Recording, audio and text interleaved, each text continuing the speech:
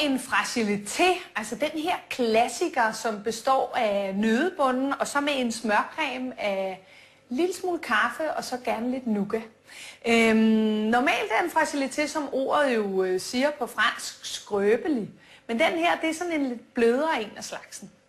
Jeg har her hasselnødder, som jeg har fint blendet med sukker. Det her er jo sådan en prof-robot, kalder vi den. Har man en foodprocessor derhjemme, så er det bare den, man bruger. Jeg skal have æggehviden i, cirka en tredjedel, ikke mere. Og det gør jeg, mens jeg blender. Kun lige til den bliver sådan en tyk havregrød.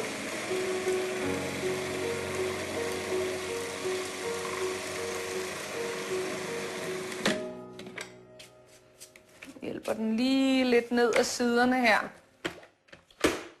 Det her, det skraber jeg op i en stor skål, for jeg skal have pisket resten af æggehviderne til sådan en tyk marengs. Og det er vigtigt, at jeg vælger en skål, hvor det hele det ligesom kan være i til allersidst. Og der kommer der altså til at fylde lidt.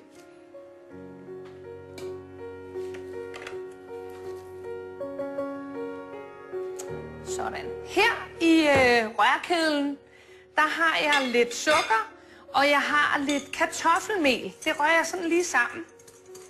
Det her, det skal sådan set bare stabilisere mine æggehvider, som jeg skal have pisket op sammen med lidt sukker. Jeg kommer altså sukkeret i lidt af gangen undervejs.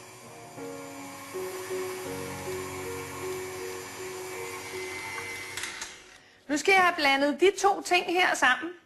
Tag en lille bitte smule af maringsen op til nøddegrøden her, fordi så kan jeg være sådan lidt hård ved det. Og lige få det most ordentligt sammen.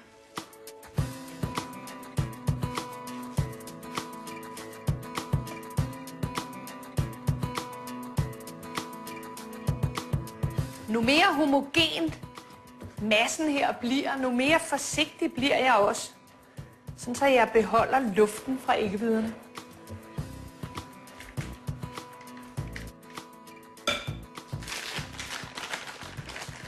Det er altid en rigtig god idé ikke at fylde sin pose alt for meget, for så vil det altså gerne komme ud af den forkerte ende.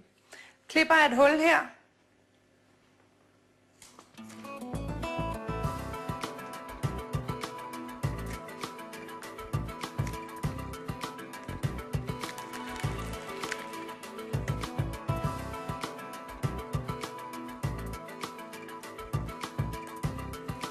Så skal de jo altså i ovnen, og de skal bage, til de sådan bliver let gyldne og giver efter ved tryk.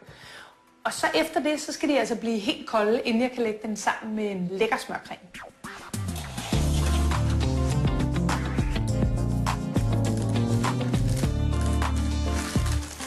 Nu er bundene bagt, så nu skal jeg have lavet den her smørcreme, som jo skal lægges ind i den her skønne kage. Jeg har smeltet lidt nougat, bare over vandbadet, kun til det lige netop smelter. Her i rørskålen, der har jeg stuetempereret smør, jeg har flormelis, og så er nougaten jo helt smeltet.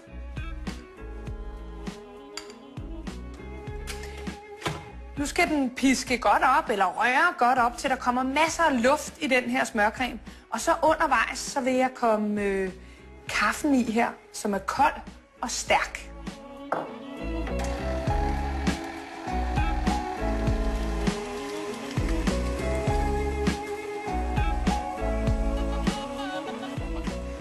Det er jo helt tydeligt, at smørcremen her, der er kommet en masse luft ind i den, og det er faktisk derfor, den ændrer farve. Den bliver lysere og lysere.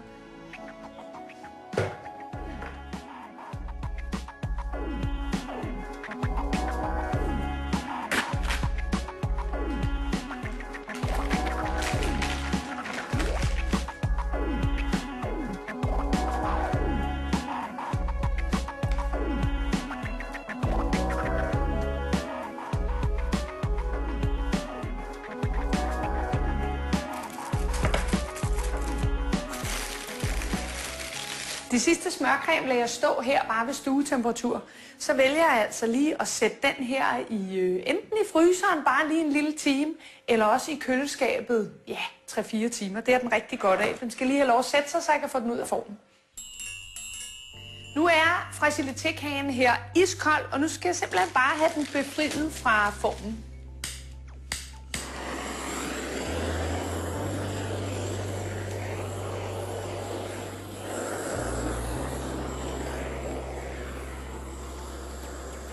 En lynhurtig tur her med en bunsenbrænder.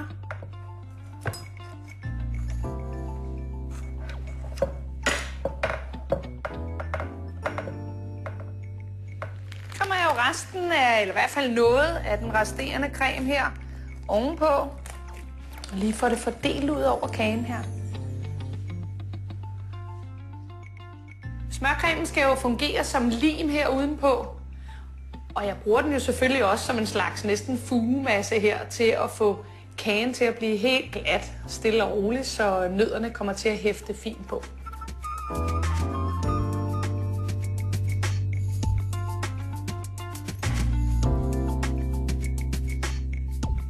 Så skal den jo bare have det her helt fine lag flormelis på toppen.